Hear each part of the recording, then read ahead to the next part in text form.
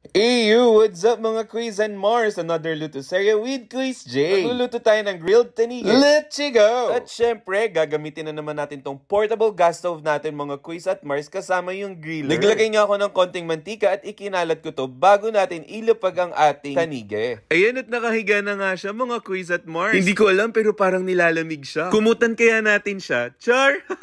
Hintayin nga lang natin ng ilang minuto mga Quiz at Mars at maya-maya po pwede na natin tong baliktarin. Ayan, pwede na nga baliktarin. Tulad, nung pambabaliktad niya sa kwento niya. Char!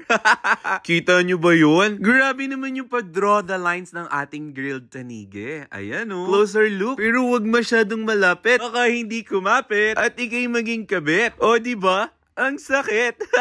Charot lang mga Quiz at Mars. Ayan, natihintayin lang natin ng ilang minuto mga Quiz at Mars at pwede na ito. I-check nga lang natin. O diba? Pwede na nga ito. Next naman mga Quiz at Mars, mag-stir fry tayo ng ating asparagus. Naglagay nga lang ako ng konting oil at sisimulan natin magisa ng bawang, sibuyas at ang ating asparagus. Igyan na nga rin natin ng other seasonings tulad ng salt and pepper at syempre konting oyster sauce para manamis ang ating stir fry asparagus. Haluin ng ilang minuto at tada! Ready na ang ating grilled tanige and asparagus. Kain! Ayun lang at maraming salamat sa inyong panonood mga Quiz at Mars. Huwag kalimutan mag-like, comment, and share. Bye!